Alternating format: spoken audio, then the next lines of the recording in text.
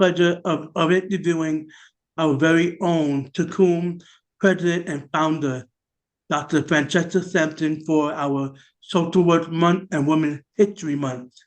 I'm so glad to be able to have the privilege and honor to be able to interview this great woman. So hi, Dr. Sampson, how are you doing today? I'm doing well, Matt. How are you? I'm doing well. Thank you. Thank you. So we'll jump right into my my line of questioning. Briefly, tell me who you are and what do you do? Sure. So I am Dr. Francesca Sampson. For my viewers, I am currently working in academia. So I teach social work and I also teach sociology. So I teach at two different colleges. I'm also the field education director, and I also function as the CEO, the founder of Taking Care of Our Mental Health. Wow, you said a mouthful there. So how do you find the time to balance all of these things, doing your own business while doing Mega Evers and all the other projects that you are currently working on? How do you find the time to do these things?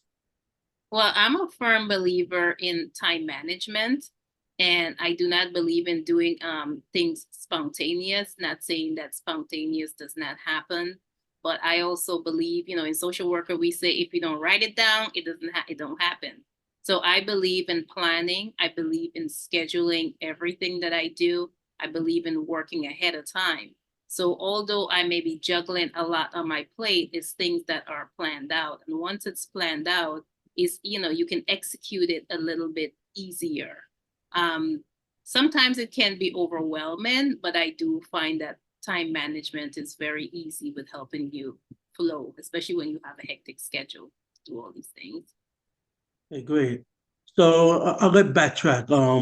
What made you go into the social work field? What was the thing or that time or that personal experience that made you say, okay, I'm gonna go into social work? Well, that's a great question. I didn't just went into the social work field. I spent a number of years working in retail management. I was a retail manager for a lot of years, and a lot of times customers would come in. I would find out, whatever they need, and I would end up having that conversation with them, having a dialogue.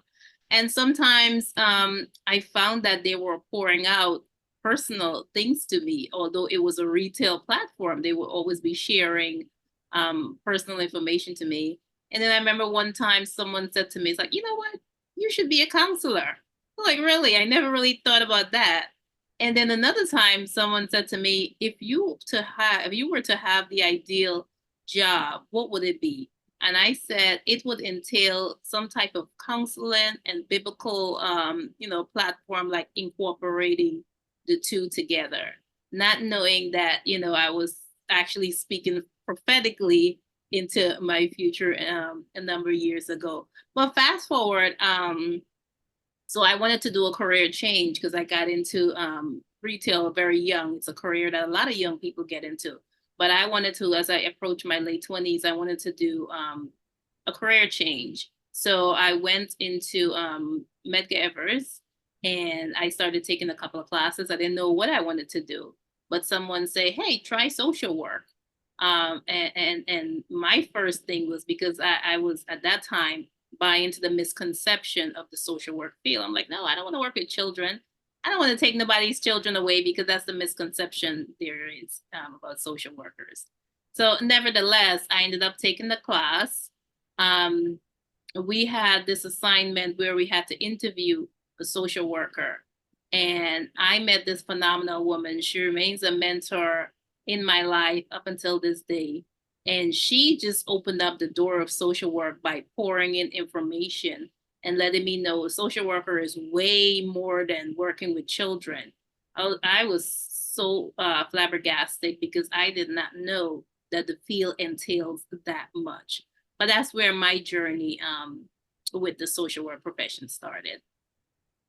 Okay, great. Do you consider this to be a job or do you consider it to be a calling that God had placed upon your heart? I think it's both. I think it's definitely a job, a profession, because it pays the bills. It's definitely a calling on my life because often, in my case, and I can only speak for myself, a lot of times I also have to use discernment. I also have to use discernment in the client population that I serve because this is a client population. They have been through so much. When they see me, that's when I was out in the field.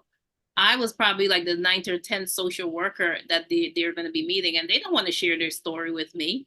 So, me just using skill sets, sometimes that doesn't work. So, a lot of times when I was doing home visits, I would actually say a prayer and said, God, give me discernment on how to communicate with this client, how to break down those walls, and how to actually be transparent enough so that I can actually get to provide the skills and give them the resources. And it always worked. It always works. So I believe that, for me, it was the two is a bit of using discernment, which is a calling aspect on my life in social work, and then the job where I'm able to implement the practical skill set. Okay, good. So okay, so being that you said what you said, what would be the challenges that you have faced as a social worker? What are the things that would kind of like say, okay, I'm done with this. I don't want to do this anymore. It's no longer fun because sometimes you can have a passion, Mm-hmm. a drive for something, but at some point you get frustrated, tired, and you feel like giving up. So tell us what would some other challenges that you have faced as a social worker? I mean, there are a lot of challenges as much as this is a great job, it's a great field. Challenges can be barriers. You want to do more for your clients, but your hands are tied. In the social work, we work with a lot of nonprofit agencies, and in a lot of nonprofit agencies, there's lack of resources.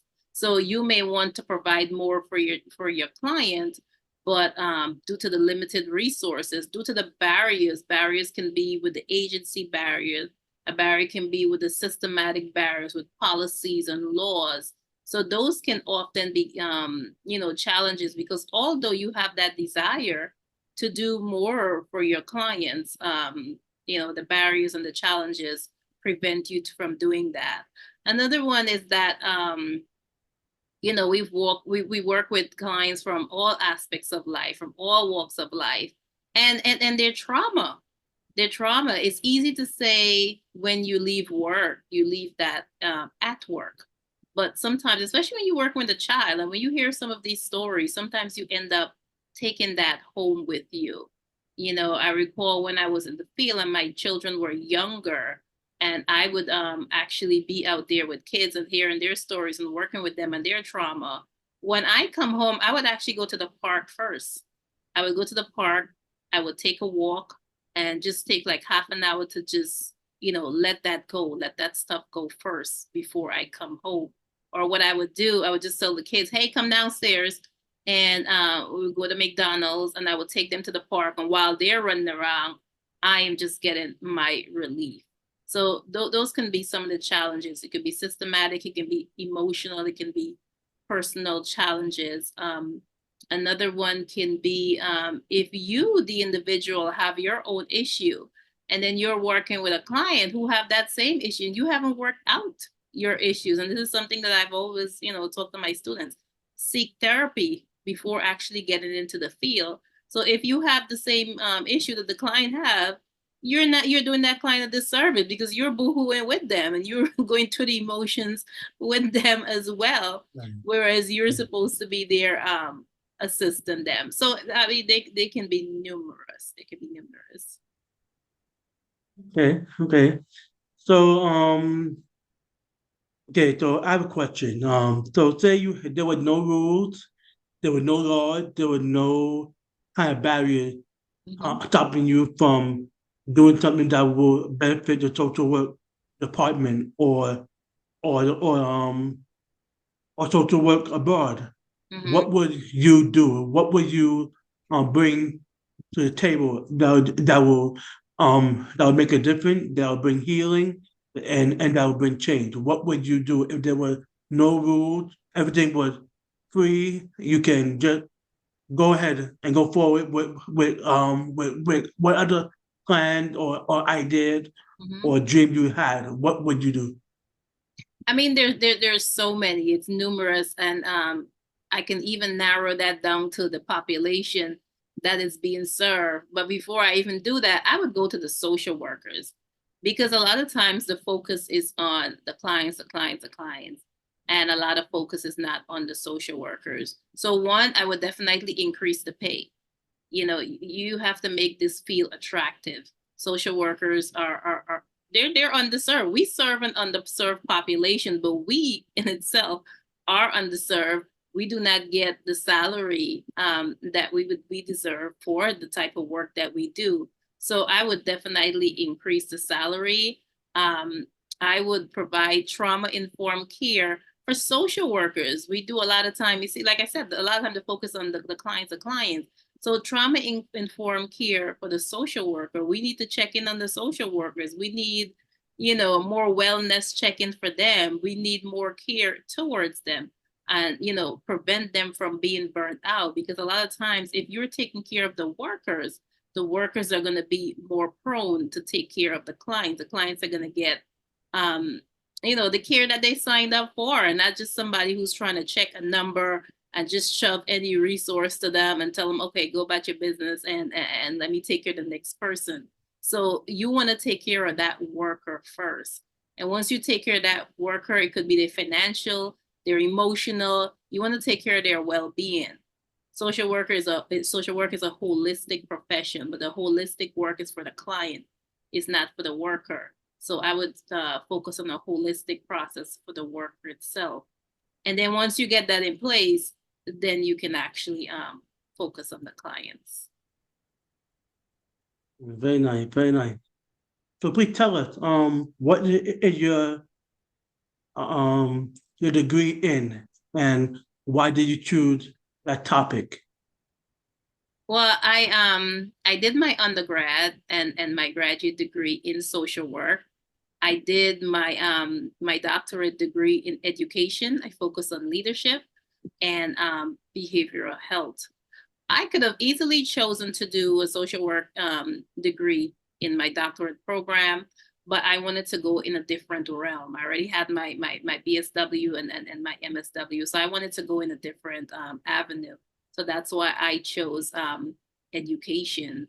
For my dissertation, I focus on social workers and case managers, and workplace stress and whatever resources is there to help them mitigate stress. Because I mean, workplace stress is all over. That's all over. We cannot Hmm. get away from Yeah, that. But right.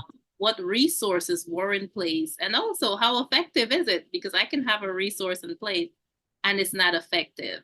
So that is what my dissertation focus on. How effective is the resource in place for social workers and case managers? Okay, great, great. So the next question I have for you is, being that this month is Women History Month, what does that mean to you? What does Women History Month mean to you? Women's History Month for me is two words: breaking barriers. Breaking barriers. We're in the 21st century and we're still hearing, but the first woman to do this and the first woman to do that. We still Mm, have a law that does not have women and men making the same salary. So it definitely, for me, Women's History Month is breaking barriers, continuing to shatter those glass ceiling, because we have been making significant change. When you look at the classroom, you see women outnumber men by far, but yet when they get into corporate world, they're not making the same salary. There's a man overseeing them, and so just breaking barriers and continuing to persevere so that we can get to our next level. yeah, I definitely agree with what you said, because we are finding that women are now leading. They're Mhm. leading now in so many different areas. And also I think in some parts they are given the opportunity to lead. Mhm. Back then that was not the case. A lot of women were told they can't be in charge. They are less than. They should be under the foot of a man. But now you see women breaking out of their comfort zone. And I think a lot of times women were afraid to step out of their comfort zone because of the simple fact of afraid of the backlash that they would get or Mhm. what would come with it.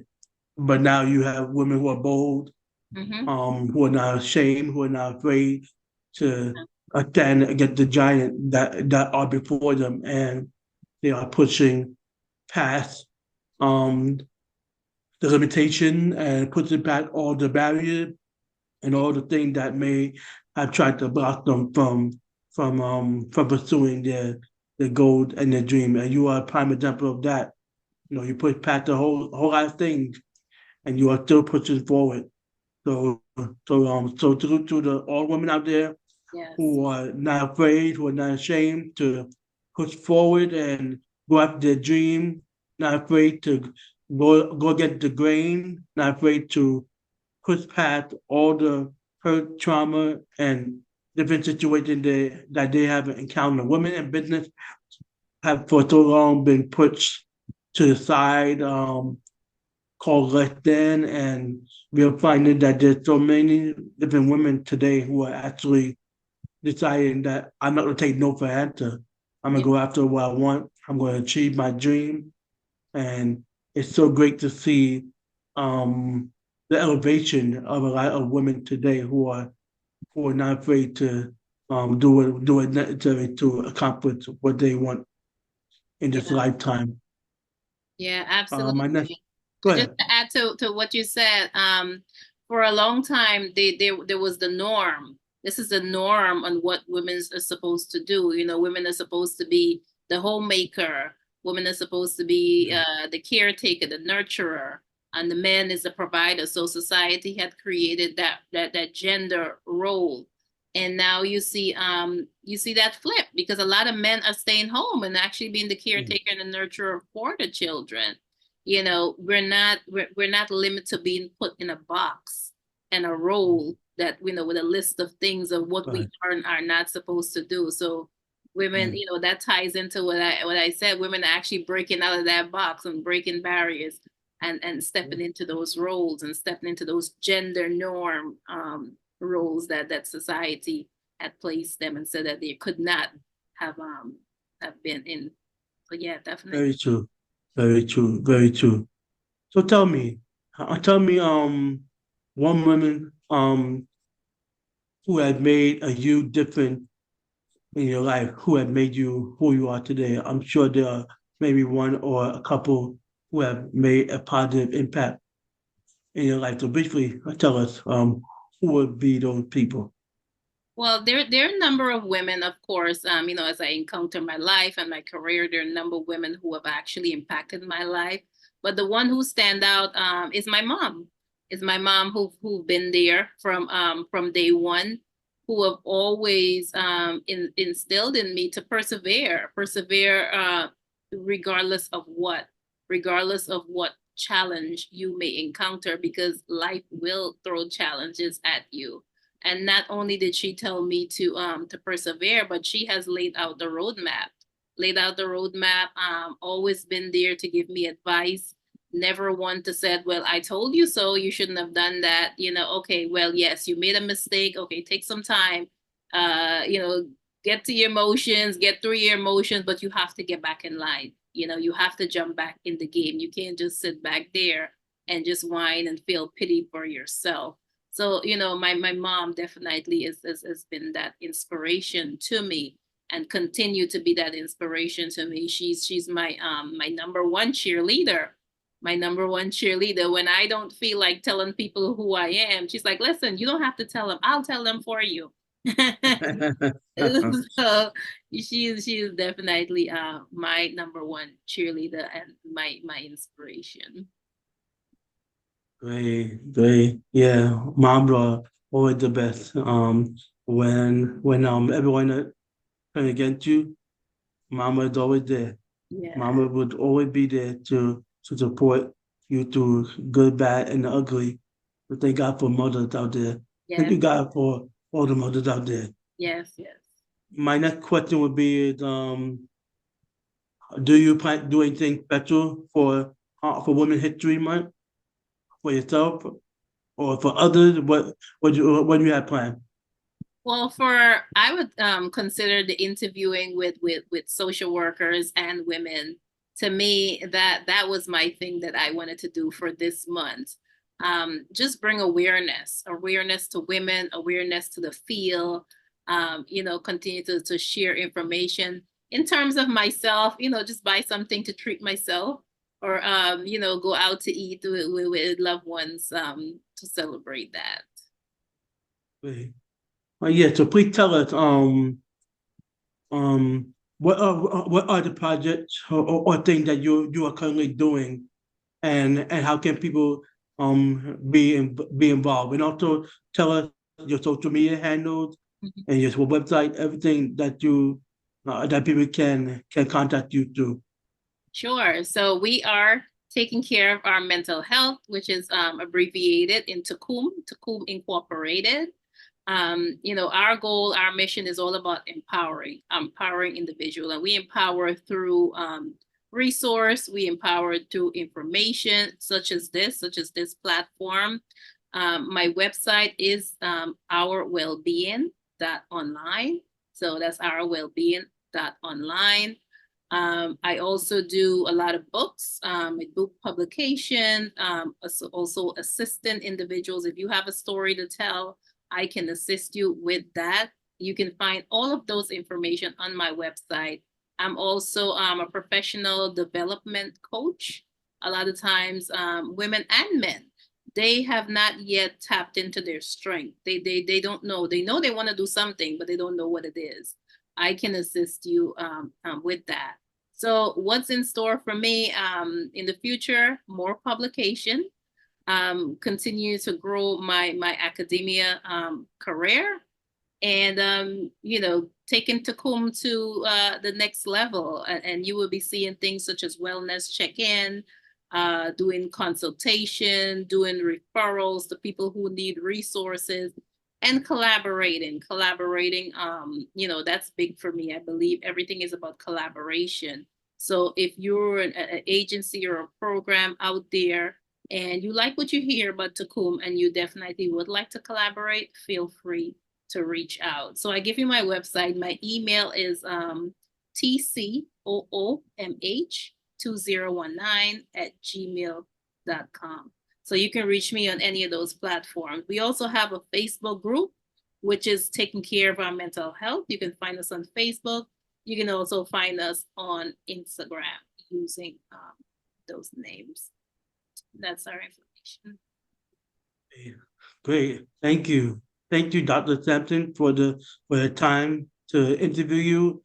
You are one woman who have done a lot in social work and continue to be a blessing to so many women out there.